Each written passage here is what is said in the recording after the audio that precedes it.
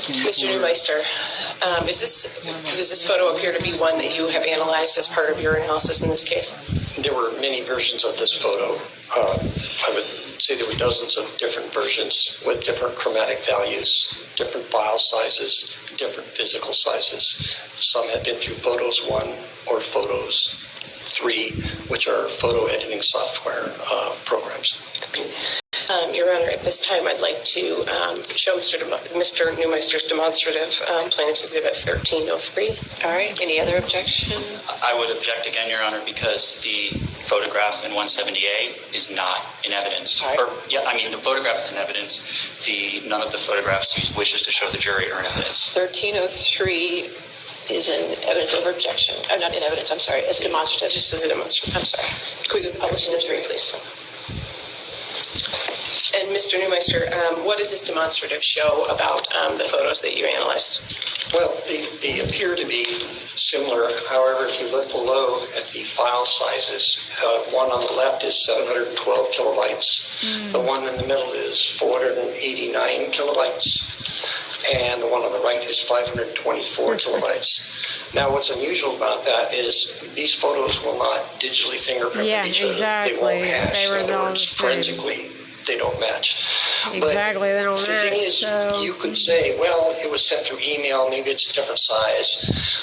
The file sizes, for example, would be possibly, you can select the file size, you send a photo, but there's no way to authenticate any photo that was presented in the way the evidence was collected. And so what conclusions do you draw from that? Well, this is just three of many of the same type of photos that are all different sizes and have different chromatic, which means color. Objection, Your Honor. We just had a ruling on this. All right. Sustained objection. Mr. Neumeister, stick to your opinions that relate specifically to what you analyzed about the EXIF data, please. All three of these photos had to go through some type of transformation to change sizes.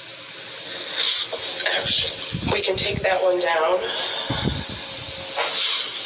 You mentioned Photos 1.5 and Photos 3.0 earlier, I believe.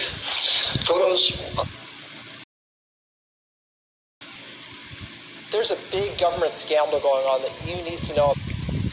What is that? Photos 3 and Photos 1.5 are editing programs that Macintosh or Apple put out with their product. It's for editing photos. In other words, you would put a photo in and you would crop it, or you would clarify it by enhancing, for example, sharpening, or you could darken it. But through an editing program, you leave a mark on the EXIF data. And what is the EXIF data? The EXIF data is the data that is embedded in a photograph that tells you a lot about the photograph. And again, in the early days when we were using film cameras, you would write down the f-stop, which is the light setting. You would write the type of lens you use, the time of day, the type of film stock, the type of filters you're using. Now with digital cameras, that's done electronically, and there's about 1,000 lines of code, of which 50 important that tell you what the camera was doing. So what's the significance of EXIF data in your photo analysis? Well, in this situation, I can see that normally where the operating system of the camera would be, which means the version of the operating system the phone is running on, it would normally say something like, I'll just throw out an arbitrary number, 9.1.3 operating system for iOS, which is Apple's iPhone operating system. Instead of saying that, it says software, Photos 3.0 or Photos 1.0. That means that the photo had to be rendered, which means composited together in an editing program.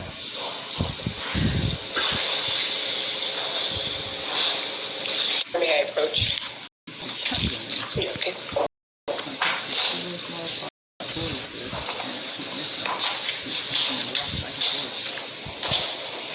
Excerpts from the report you prepared in this case? Yes, yeah. And what do they show? On this particular photo, and on all of them, it shows the first few lines of EXIF data, the ones that would be most important for this photograph. So, for example, things you would see, the very top line would be the make of It's an Apple iPhone 6. And then the resolution is 72 pixels per inch, 72 to 1. And instead, where it says software, on a normal iPhone photo, it would, instead of saying Photos 3, it would say the software version, for example, 9.3.1. And then you've got the date and the time of the photo below that, which is really easy to change in an EXIF editor. And below that, you have things like the like the flash. You've got the exposure type, how long the exposure was. So what you just highlighted there again was the date and time. So that's universal time code minus whatever area you're in the world. With this demonstrative? Yeah, just below that, if you look up, there's some things that would say, for example, a directly photographed image. That is not going to be necessarily accurate once it's been through an editor. It will always pretty much say that. So when you're looking at scene type or auto exposure, these are things that really don't matter all that much. What would matter is, for example, if you're taking notes, the focal length would be important. The pattern of metering, things like that to a photographer would be important.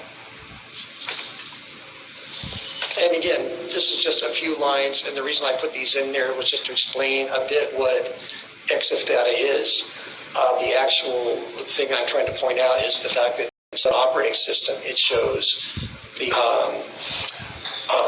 editing program that was used on this photo. Are there additional photos that you did this analysis for? Yes, many. Okay. Can we scroll to the next page, please, Tom? Is there anything about this photo that you noted as part of your analysis, Mr. Neumeister? Yes, again, it's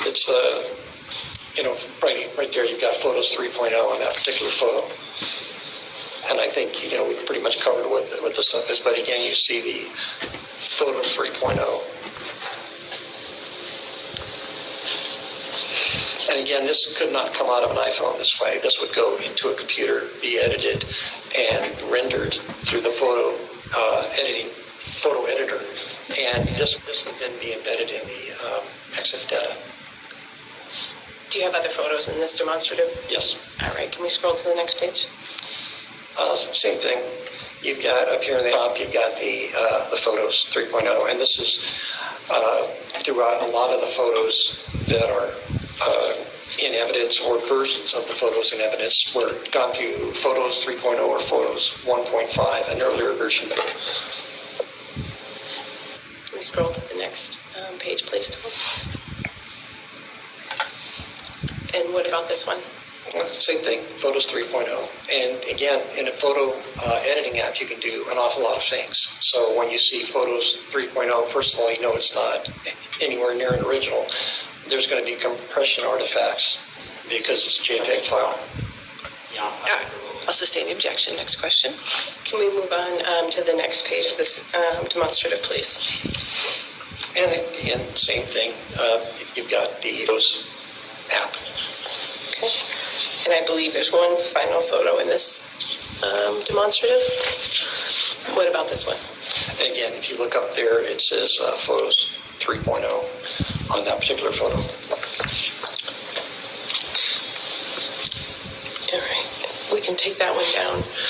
Your Honor, I have a little bit left. I don't know if you wanted to. All right, you want to take our afternoon?